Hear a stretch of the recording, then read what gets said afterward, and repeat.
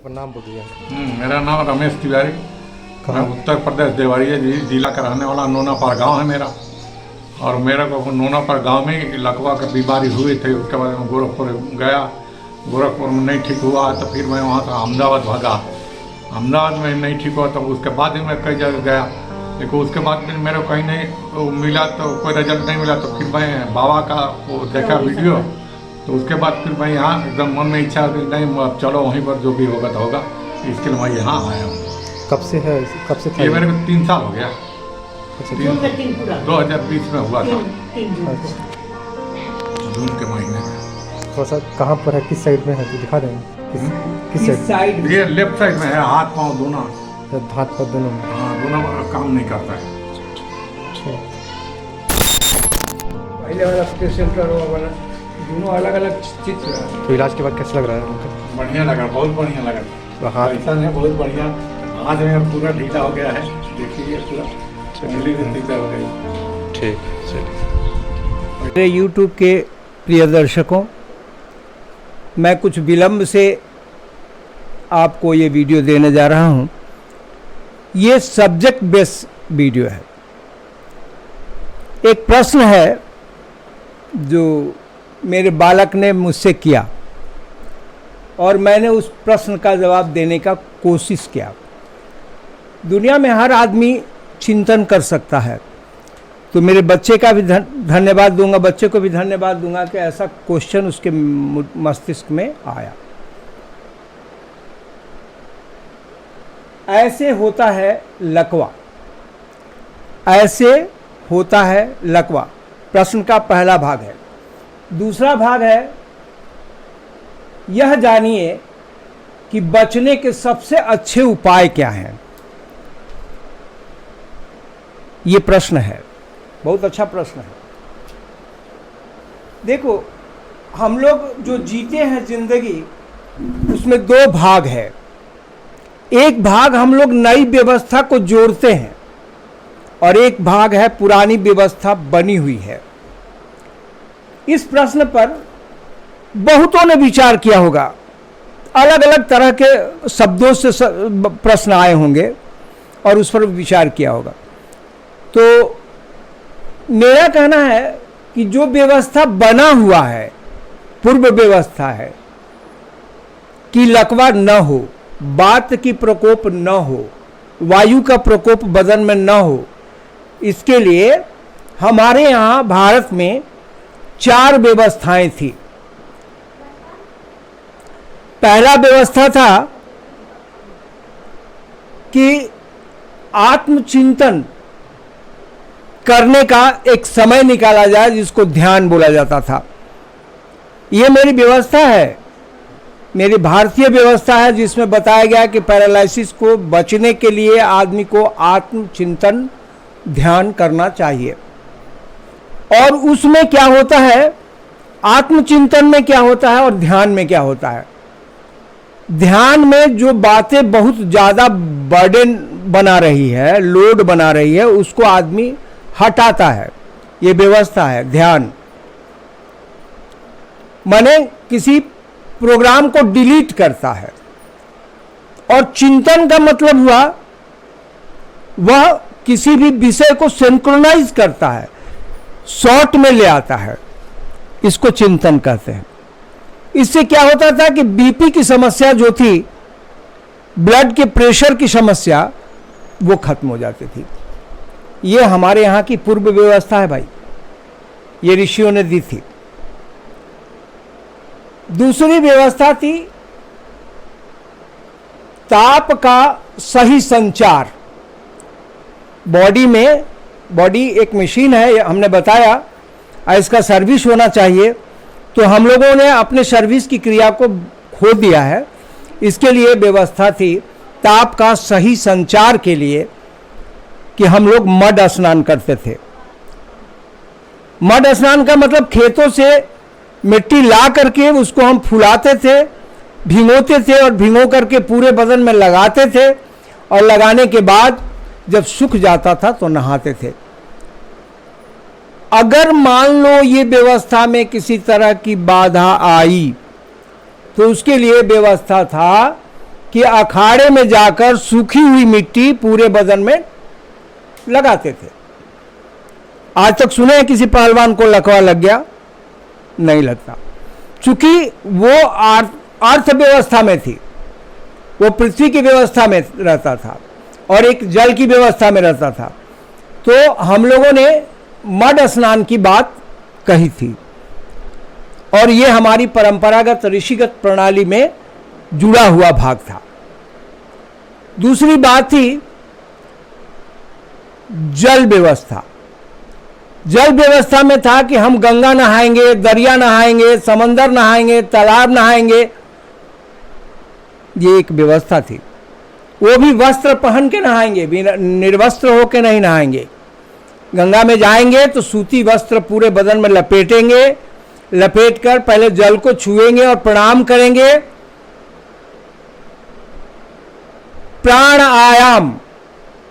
प्राणायाम करेंगे। देखो, प्राण किसको कहते हैं? बहुतों ने खोजा, बहुतों ने खोजा, बहुतों ने खोजा, लेकिन प्राण का मतलब हुआ श्वास का जाना, हवा का जाना और हवा का निकलना। इसमें जो आयाम लगता है, आयाम माने समय, उसको प्राणायाम कहते हैं और यही प्राण है। प्राण तो वो पवन है और आयाम लेना देना नाक की व्यवस्था है। उसके बाद दामन की व्यवस्था भी आती थी। ये क्रिया हमारे वात क्रिया के अंतर्गत लोगों ने, ऋषियों ने व्यवस्था की थी।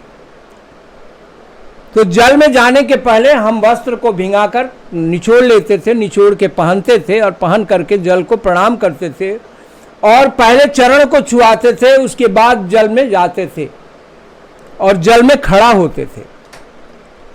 पहले जाकर के तुरंत नहाने नहीं लगते थे, आहिस्ता आहिस्ता कमर से ऊपर छाती तक पानी आता था, फिर हम नाक बंद करके, माने हवा को छोड़ करके और या कुंभक करके और दरिया में डूबते थे।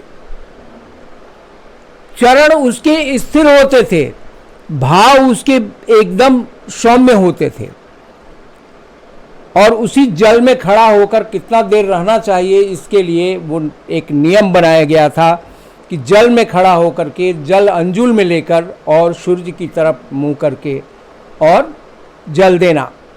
जल में जल देने का समय सीमा बांधा गया और ये व्यवस्था हमारे यहाँ थी। दो व्यवस्थाएं हो गई, एक अर्थ व्यवस्था, एक जल व्यवस्था और एक ध्यान मुद्रा व्यवस्था। ये तीन व्यवस्थाएं तो हमारे यहाँ बनी हुई हैं और एक व्यवस्था थी जो आज के दिन में विलुप्त हो गई है।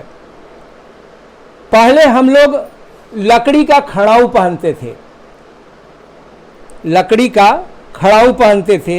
यह भी बात व्यवस्था के अंतर्गत ही आता था, ऋषियों ने इसे प्रेस्क्राइब किया था।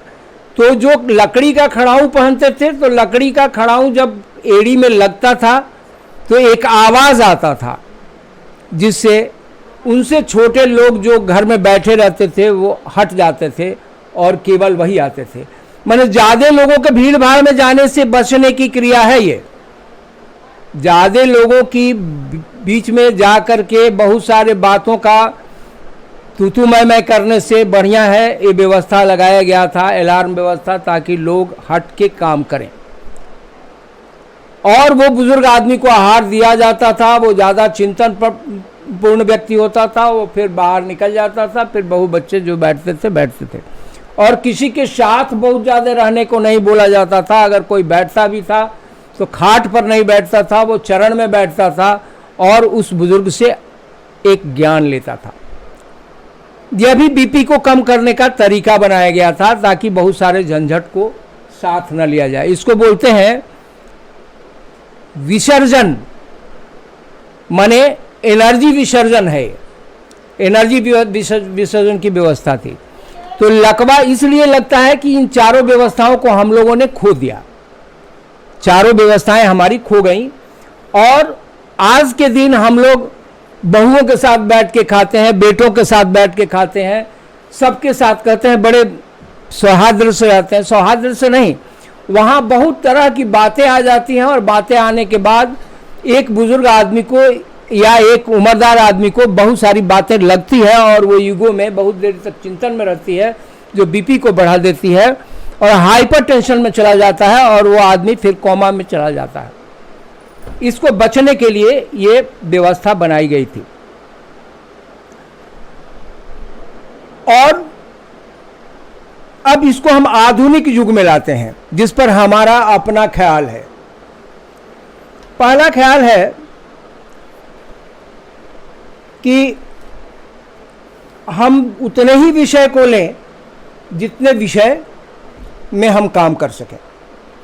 बेकाम का विषय न लें। दुनिया मरी कबाड़ से, बीवी खाना लाके रख दी, हमें करना क्या है? खाना खाना है। अब हम सोच रहे हैं ये थाली उनके घर में सोने का है, उनके घर में चांदी का है, उसके घर में पीतल का है। अरे ये कबाड़ लेने का क्या जरूरत?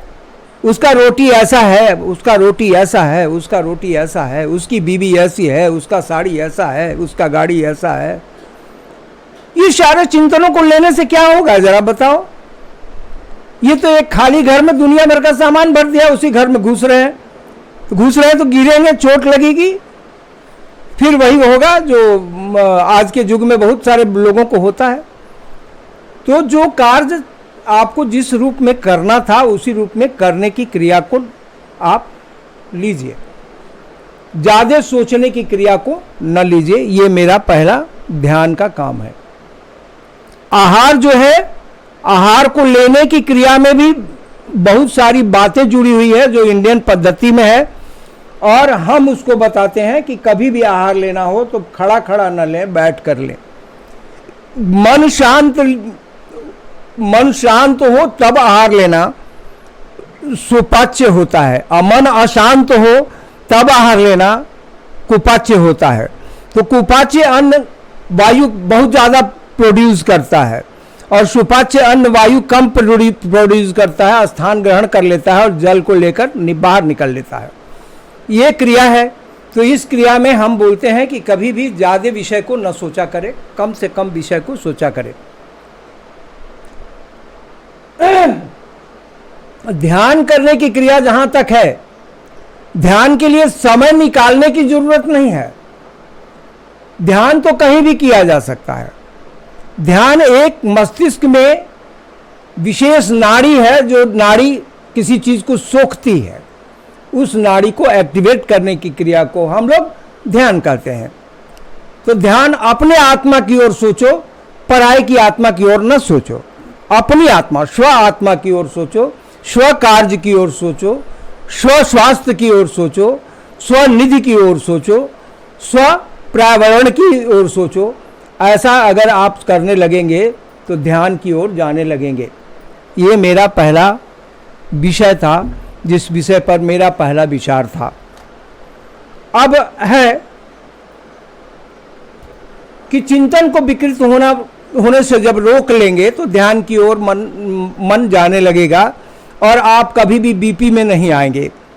कभी भी बहुत सारी बात हुआ ताहि विचार के नया काज का सुधले, हुआ ताहि विचार के नया काज का सुधले।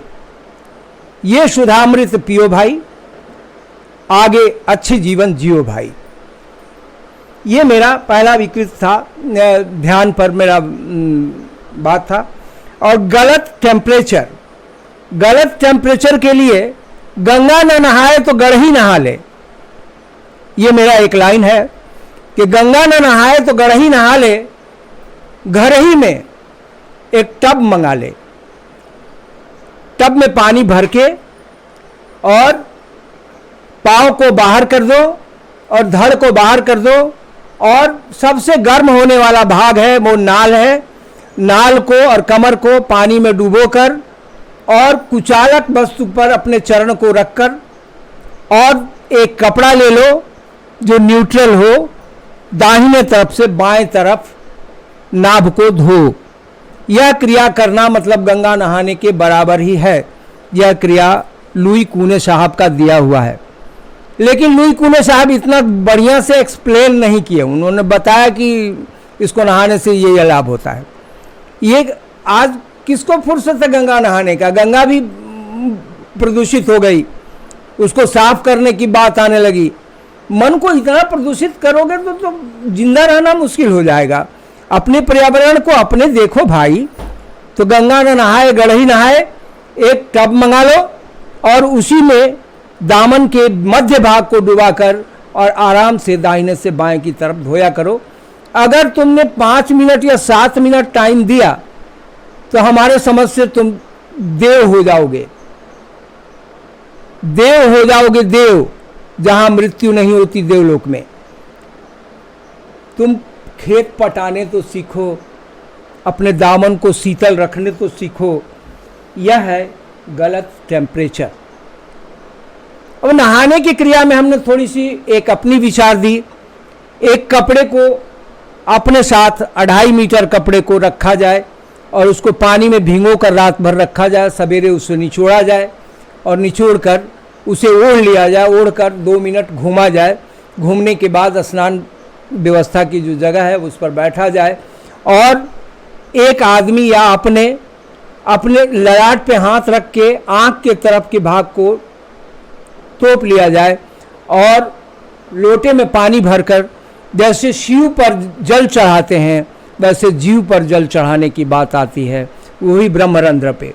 अगर ब्रह्मरंध्र पे 5 मिनट आप नहा लिए, 5 लोटा, एक लोटे को गिराने में मिनिमम 1 मिनट लगना चाहिए। 5 मिनट लगाने वाला आदमी तो बहुत बड़ा आदमी होता है, बड़ा छोटा यही आदमी होता है। वो 1 मिनट भी अगर लगाता है 1 लोटा पानी डालने में तो उसके पूरे मानस ठंडे हो जाएंगे और बदन शीतल हो जाएगा।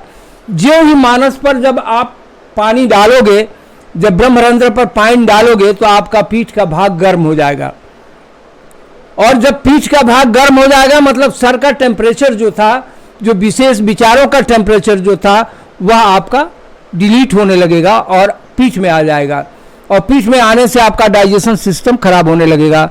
इसलिए आप कंधे से कंधा तक माने दोनों शोल्डर पर एकदम लाइन से पानी डालिए 3 लोटा। आपका पूरा पीठ पर हाथ रख के देखिए कि टेम्परेचर कम हो गया। अगर टेम्परेचर कम हो गया तो मतलब समझ लीजिए कि आपका बदन सौम्य होगा। अब किसी की बात को आप सुन पाएंगे, किसी को सही उत्तर दे पाएंगे, उससे आपके बहुत से भाव बच जाएंगे और बहुत सी दुर्घटनाएं बच जाएंगी। ये हमारा दूसरा उपाय था। तीसरा उपाय टेम्परेचर को कम करने के लिए, अगर मिट्टी के घड़े में पानी धूप में भी रख दिया जाए तो ठंडा हो जाता है मेरे भाई। और मिट्टी मेरी माँ है। दुनिया में अगर मैं कुछ देखा होगा, कुछ छुआ होगा, कुछ मेरे आकृति में आई होगी, विकृति में आई होगी तो वह धरती ने दिया होगा और धरती मेरी माँ है। ये बात हम लोग हिंदुस्तान के सारे लोग मानते हैं और ये ऋषियों ने कहा था। आज एक दाना पत्थर पर रख लो और एक दाना मिट्टी में रख दो, कौन हरा होता है जरा बताओ? तो मिट्टी का दाना हरा हो जाएगा। हरा हो जाएगा तो तुम क्यों नहीं हरा होते मेरे भाई? तुम क्यों सूखे जा रहे हो? इस मिट्टी को कहते हो विकृत हो गई, प्रदूषित हो गई। क्या मिट्टी विकृत और प्रदूषित होती है? माँ भी विकृत और प्रदूषित होती है? नहीं। मिट्टी को फुलाओ एक मिट्टी के बर्तन में, किसी धातु के बर्तन में नहीं फुलाना।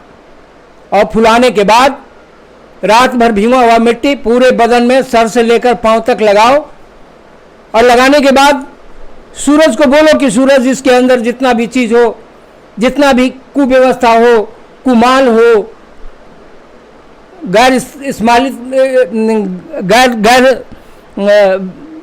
उपयोगी चीजें हो, उसको धरती निकाल ले।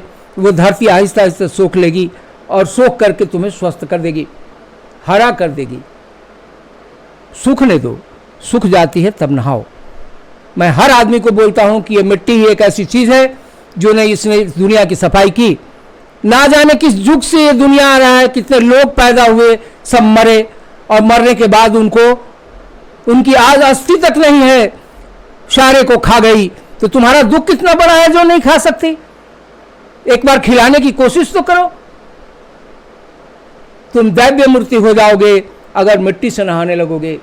साबुन तो यह कहा करके आया था कि तुम्हारा समय कम लगेगा, एक साबुन में एक दाना डाल के देखो वो गल जाएगा, लेकिन अगर मिट्टी में डालोगे तो चल जाएगा। तो चलना चाहते हो या गलना चाहते हो? ये बात मैं हरदम कहता हूँ, हर व्यक्ति से कहता हूँ, हर रोगियों से कहता हूँ। ये रहा ताप की व्यवस्था। आघातों से बचने के लिए हमारे यहाँ व्यवस्था बनाई गई थी, वो व्यवस्थाएं विलुप्त हो गई। आज के दिन आघात से बचने के लिए हर आदमी को चलने का पहला कदम, बहुत कदम चलना जरूरी नहीं, पहला कदम साधना जरूरी है। कितने टाइम पर पैर उठता है, कितने टाइम पर दूसरा पैर को सिग्नल मिलता है, कितने टाइम में उठाता है, उसका रेंज क्या है, ये बात पहला कदम तय करता है। तो आप आघात से बचने के लिए सधे कदम से चलने सीखिए। आप किसी चीज़ को नेत्र दिया हुआ है, नेत्र से अच्छे से निहारिए, मानस दिया हुआ है, अच्छे से चिंतन कीजिए। अपने लोड से 5 किलो कम ही लोड उठाया कीजिए। वो बड़े वजन उठाने वाले लोगों पर मत जाइए, उन लोगों ने अपने शरीर को विकृत किया है। आप भी शरीर विकृत करना चाहते हैं, शरीर को प्रकृति में रखिए और प्रकृति की तरह संभालेगी। प्रकृति विकृति को नहीं संभालती, विकृति बाद में चल करके बहुत तकलीफ देता है, और जो प्रकृति के अनुकूल होता है वो कभी भी दुख नहीं पाता, वो अमर होता है, अमरत्व की ओर जाता है। ये तीसरी व्यवस्था थी। तो लोड को अपने वजन से 5 किलो बांट करके, आपको बहुत सा वजन ढोना है तो उतना ही बड़ा बर्तन रखिए जितने बर्तन में 5 किलो कम वजन आए, और तब उठा के चलिए। चलने लगेंगे तो आपको सुलभता मिलने लगेगी, आघात प्रतिघात से बच जाएंगे। आँख खोल करके चलिए और दिमाग से सोच के चलिए भाई, नहीं तो आघात प्रतिघात तो लगेगी ही। सीढ़ी से उतर रहे हैं, सीढ़ी बनी है 8 इंच की, आपने 24 इंच नीचे पैर डाल दिया तो पूरा वजन अनबैलेंस हुआ, और अनबैलेंस होने के बाद रीढ़ में जो हड्डी है वो 33 हड्डियाँ हैं, 33 हड्डियाँ अलग अलग हो गई। अब आप उसके चलते डाइजेशन का टोटल सिस्टम खराब हो गया। ये आपकी विकृति है, आपका जल्दीबाजी है, जल्दीबाजी में कोई काम ना किया कीजिए। ये हुआ आघात प्रतिघात। और भार का वहन कुव्यवस्था, भार का वहन और कुव्यवस्था जो है इसके बारे में जान लीजिए। भार जो भी ढोएं वो लिमिटेड ढोएं, अनलिमिटेड नहीं। और यह काम जो ही गलत होता है, शरीर विकृत होती है और वर्टिब्रा से प्रेशर ज़्यादा जाने लगता है और सर में विकृति आती है। उस सर की विकृति के कारण आदमी पैरालाइज होता है। ये हुआ आपका एक चैप्टर। और 5वां एक कारण है हवा का सही आदान प्रदान। इसी के लिए भस्त्रिका बनाया गया, इसी के लिए कपालभाति बनाया गया, इसी के लिए कई योग बनाए गए, योग ऋषियों ने बनाया कि आप ले करके एक बार छोड़ो, एक बार दोनों नाक से लेके छोड़ो, अपने सीने फूले, अपने फेफड़ों में हवा जाने का पूरा स्थान बने, हार्ट का पूरा प्रेशर क्लियर हो। इस तरह यह मशीन सक्षम रहेगी और आप कभी पैरालाइज नहीं हो पाएंगे। आपको मेरा यह बात कैसा लगा कमेंट में ज़रूर बताएंगे। अब ये दुबे जी हैं, ये अहमदाबाद से आए हैं, बेचारे बहुत जगह बहुत तीर्थ घुमा और बहुत से इलाज हुए इनके और ये रुआंसे से चेहरे में पहले बैठे थे और ये कथा सुना रहे थे। बोले कि मैंने आपकी वीडियो देखी और मुझे लगा कि मंजिल मिल गया। वाह रे भाई वाह, सोचना भी एक अच्छा बात है, मंजिल को तलाशना भी एक अच्छा बात है और मंजिल तक जाना भी एक अच्छा बात है। संजोग सब जुटाता है, समय सब कराता है। और वो आए हमारे यहाँ, उनका सर्विस दिया बॉडी का, और सर्विस देने के बाद उन्होंने हाथ उठा के बोला कि आज तो हमारा बदन फ्री लगता है। वाह रे भाई वाह, सलाम इस बात के लिए आपको। आपने क्या बोला, मेरे श्रम को सार्थक कर दिया आपने। मैं सबको नहीं कहता कि आप मेरे पास आ जाइए। मेरे भाग्य में जो लिखे हैं, जो मेरे भाग्य से जुड़े हुए हैं, जो अपने भाग्य के व्यवसाय पर चलते हैं, उनको मेरा सलाम है। मैं तो काम के लिए पैदा लिया हूं। किसके साथ मेरा संयोग लिखा है ये मैं नहीं बता सकता, ये समय बताएगा। समय के गर्भ में छुपा हुआ ये बात है। प्रभु सबको देता है, पर अभू माने पराए अभू में विचार पहुंच जाए और वो आवेशित होकर मेरे पास आ जाए, उसी को मैं देखता हूं। वहाँ यहाँ पर भी आने पर अगर विचार थोड़े आगे पीछे डगमगाए तो मैं बोलता हूं कि आज आपके लिए सेवा का मौका नहीं है। सेवा तो तभी मिलेगा जब काया और माया और इसमें जो जी रही है छाया, ये बात मान लेगी कि आज के दिन का जीवन सर्विस में। धन्यवाद आप सबों को। मैंने बहुत बोल दिया। इसमें कितने अच्छे लगे कितने बुरे लगे, या आप जरूर कमेंट करें।